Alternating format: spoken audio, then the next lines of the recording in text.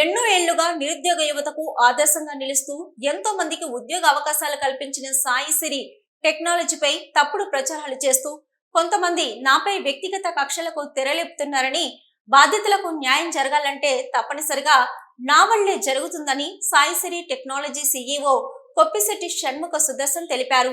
ఇంద్రపాలెం గ్రామంలో కొప్పిశెట్టి షణ్ముఖ సుదర్శన్ స్వగృహం మీడియా సమావేశం ఏర్పాటు చేశారు. ఈ సందర్భంగా సుదర్శన్ మాట్లాడుతూ గత 2 ఏళ్ల క్రితం జరిగిన సంఘటనలను ఆసరా చేసుకుని స్థానిక నాయకులు గీసాల శ్రీను, తనేలు వీరబాబు, ఆనందులతో కలిసి కంపెనీపై ఆరోపణలు చేస్తూ ప్రచార మాధ్యమాల ద్వారా అసత్య ప్రచారాలు చేస్తున్నారని, వారి మాటలను పట్టించుకోవద్దన్నారు. రానున్న రోజుల్లో ఎంతమంది అయితే బాధితులు ఉన్నారో వారందరికీ న్యాయం చేయడం జరుగుతుందని తెలిపారు. నేను మెయిన్ ఈరోజు ప్రెస్ మీట్ పెట్టడానికి కారణం గల మొన్న మంగళవారం రోజున గీసాల వీరబాబు ప్రెస్ మీట్ పెట్టి నా గురించి కొన్ని ప్రచారం చెప్పాడు మీడియా ద్వారా. దాని గురించి నేను మెయిన్ ఇప్పుడు పెట్టాల్సి వచ్చింది. ఈ మనిషి నేను ఒక 5,80,00,000 ఫ్రాడ్ చేశాను అని చెప్పేసి తప్పుడు ప్రచారంతో మీడియా వాళ్ళకి జనాలకి రీచ్ అయ్యేలాగా చెప్తున్నాడు. అసలు దాని వాస్తవాలు ఏంటి అనేది ఇప్పుడు నేను చెప్తున్నానండి. మీడియా ప్రకారంగా మీడియా ముందు 5,80,00,000 ఫ్రాడ్ చేశానని చెప్పి మనిషి ఏదైతే మాట్లాడాడో దాని గురించి ఒక గిగిలీస్ అనే కంపెనీ హైదరాబాద్లో స్థాపించారు నవంబర్లో. ఆ నవంబర్లో స్థాపించిన కంపెనీ ఏదైతే 3 నెలల పిల్లల్ని జాయిన్ చేసుకుని జీతాలు అవ్వకుండా బయటికి పంపించేసి బయటికి పంపించేసిన తర్వాత వాళ్ళకి ఎటువంటి సమాధానం చెప్పకుండా ఉన్న కంపెనీని ఈరోజు 800 మంది పిల్లలు లోపల జాయిన్ అయ్యారంట కంపెనీలో. చాలా పెద్ద భారీ స్కామ్ హైదరాబాద్లో మీడియాలో కూడా వచ్చింది.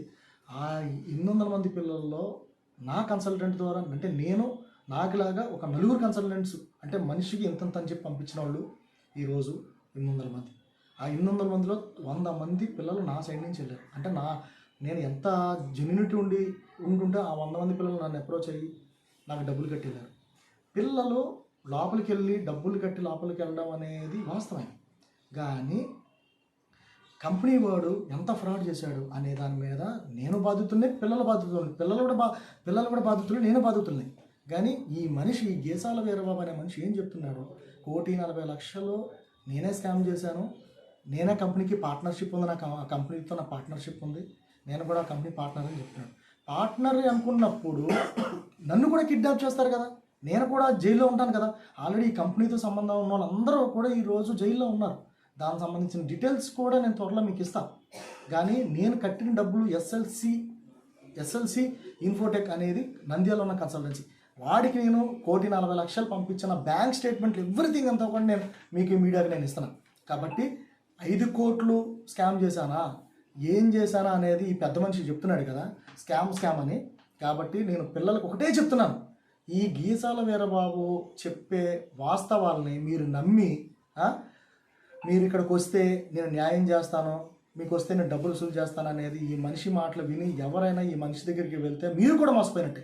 నేను నా తరపు నుంచి జాయిన్ అయిన ప్రతి పిల్లోడికి నేను ఒకటే చెప్తున్నా, పిల్లోడికి కంపెనీ వాడు ఐపీ పెట్టేశాడు, కంపెనీ వాడు డబ్బులు కంపెనీ పోయినా కూడా మీరు నాకు కట్టారు, నేను ప్రతి ఒక్కడికి నా ఆస్తి అమ్మైనా మీ పిల్లలకి ప్రతి ఒక్కడికి రూపాయి నేను తిరిగి ఇచ్చే బాధ్యత నాది. ఇది మీడియా ముందే నేను చెప్తున్నాను. ఎవరికి ఇవ్వకుండా నేను కూడా ఐపీ పెట్టాను అనేది ఎవరికైనా అనిపిస్తే మీరు కూడా మీడియాకి వచ్చి చెప్పండి. మీరు కూడా మీడియాకి వచ్చి చెప్పండి, సార్ ఆ రోజు మీడియాలో ఆయన ఏమన్నారు సార్, ప్రతి ఒక్కడికి రూపాయి ఇచ్చేస్తారు, ప్రతి ఒక్కడికి అందరికీ సెటిల్మెంట్ చేస్తానని చెప్పారు కదా సార్. ఆయన ఇప్పుడు వచ్చి ఆయన కూడా రూపాయి ఇవ్వకుండా ఆయన కూడా అడ్రస్ లేకుండా పోయారండి అంటే మీరు ముందుకు వచ్చి నన్ను ప్రశ్నించండి.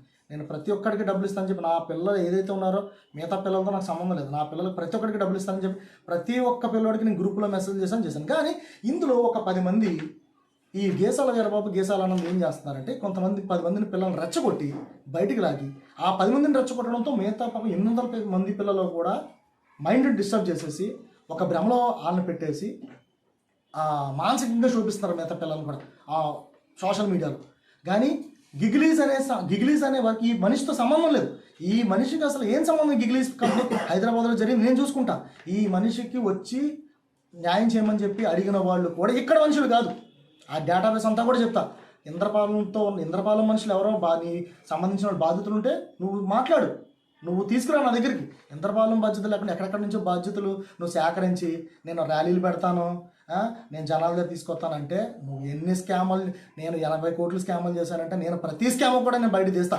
ఈ 5 సంవత్సరాలు నువ్వు ఏమేం చేసావో ప్రతిదీ కూడా నాకు లిస్ట్ ఇచ్చారు, అన్నీ కూడా నేను బయట పెడతాను. నేను అదే గంగనాపల్లిలో ఎస్సీ సంబంధించిన భూములది కేసు సంబంధించింది కానీ, పిఠాపురంలో 26 సైట్ల పట్టాలకు సంబంధించింది కానీ అన్నీ నేను వాకాలపూడిలో ఒక 80% సెటిల్మెంట్ ప్రతిదీ కూడా నేను బయట తీస్తాను. నేను ఎందుకు ఈ మాటలో నేను మీడియా ప్రకారం మాట్లాడుతున్నానంటే 80 కోట్లు 50 కోట్లు స్కామ్ చేశాను, 8 కోట్లు స్కామ్ చేశానని చెప్పి తప్పుడు ఇన్ఫర్మేషన్ జనాల్లో సృష్టించి పిల్లల్ని, నేను డబ్బులు ఇస్తాననుకున్న పిల్లల్ని కూడా భయభ్రాంతులు చేస్తున్నారు. వీళ్ళు ఫోన్లు చేసి రండి మీ. కానీ గ్రామానికి చెందిన మీ ఇద్దరి మధ్య అసలు ఎందుకు మీ మీదే అతను ఆరోపణ చేయడానికి ప్రధాన కారణం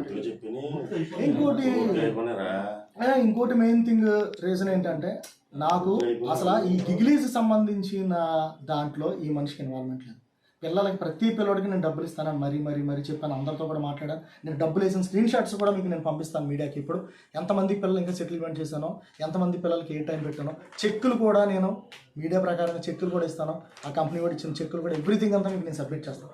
కానీ నిన్న మన మనిషి, ఆ పెద్ద మనిషి ప్రెస్ మీట్లో పెట్టి వాళ్ళు ఎవరినో ఒక లేడీ చేత ఎవరి చేత మాట్లాడించాడు. అది కూడా పాపం అది మా తమ్ముడు సంబంధించిన ప్రొఫైల్. ఆ పిల్లోడికి జాబ్ వచ్చి 5 నెలలు చేసుకుని 6వ నెలలో బయటకు వస్తే దాన్ని మోసం చేశారు, ఇది చేశారని చెప్పేసి అదొక లేడీని తీసుకొని వచ్చి పాపం వాళ్ళని కూడా ఇరికిచ్చారు. ఆవిడ కూడా అదే భయపడుతుంది. నన్ను ఎలా తీసుకొచ్చారంటే ఏదో మీటింగ్ అని చెప్పారు, నన్ను ప్రెస్ ముందు పెట్టారని చెప్పేసి ఆవిడతో మేము మాట్లాడినప్పుడు అదే చెప్పింది ఆవిడ. ఏంటి ఇదంతానే? అసలు ఆ మనిషికి ఏం చేయాలన్న థాట్లో నా మీద ఫోకస్ చేశాడంటే, నేను ఎప్పుడైతే అతనికి సంబంధించిన లావాదేవీల్లో నాకు డబ్బులు ఇవ్వడం అన్న థాట్లో అతను ఈ గిగిలీస్ సంస్థ తప్ప నీకు ఇంకొక ఆధారం లేదు. ఈ గిగిలీస్ సంస్థ అనేది నేను కాదబ్బా, నేను కూడా బాధ్యతతో పాటు మోసపోయాను. 1,40,00,000 నేను మోసపోయాను. నేను మోసపోయినా 1,40,00,000 పిల్లలకి ప్రతి ఒక్కరికి రూపాయి ఇచ్చే బాధ్యత నాదని కూడా నేను పిల్లలు కూడా చెప్పాను. నీకేం సంబంధం దీంట్లో? అది పక్కన పెట్టండి. తర్వాత ఈ మనిషి ఇంకా మొన్న మీటింగ్లో కూడా ఏం చెప్పాడు, ఇలాగా పిల్లల దగ్గర ఒక్కొక్కరి దగ్గర 3 లక్షలు తీసుకున్నాడు, 3 లక్షలు తీసుకున్నాడు. నేను ఈరోజు ఏ పిల్లోడు ఎంతంత కట్టాడో కూడా నేను మీడియాకి ఇస్తాను. 3 లక్షలు గిగిలీస్ కంపెనీ వాడే 1,50,000 పట్టుకెళ్ళిపోయాడు. ఆడే 1,50,000 ఇది ప్రాసెసింగ్ ఫీజే. ప్రతి ఒక్క పిల్లోడి దగ్గర నుంచి 1,80,000 దీని ఛార్జ్. 1,50,000 పిల్లోడికి. ఒక కన్సల్టెన్సీ ఏజెంట్గా మేము పెట్టుకునేది 30,000. దీన్ని అడ్డు పెట్టుకుని లక్షలు ఇది చేసేసాడని చెప్పేసి స్కామ్ చేశాడు. అధికారంలో ఉండి నేను 50 కోట్లు చేశాను, 30 కోట్లు 8 కోట్లు చేశాను స్కామ్ అంటున్నావు కదా. అధికారంలో ఉండి నువ్వు ఏం చేసావు కూడా ప్రతిదీ కూడా పిన్ టు పిన్ నేను ప్రతిదీ తెస్తాను. ఈ రోజు నుంచి ప్రతిదీ కూడా నేను ఎక్కడే ఉంటానో ప్రతిదీ చేస్తాను. నువ్వు రా, నువ్వు ఎంతమందితో నువ్వు చేసుకుంటావో, క్యాన్వాసింగ్ చేసుకుంటావో, దానికి నేను నెక్స్ట్ చేసే ప్రతిఫలం అనేది నేను ఏదైనా ప్రతిదీ కూడా నేను కూడా నెక్స్ట్ స్టెప్ వేస్తాను, అందులో డౌటే లేదు. నా పిల్లలకి నేను ఒకటే చెప్తున్నాను, ఈ మనిషి మాయలో పడి ఏ పిల్లడన్నా ఈ మనిషి వెనకాల వెళితే మీరు చాలా నష్టపోయిన వాళ్ళు అవుతారు. ఇది నేను రాసిన చెప్తున్నాను.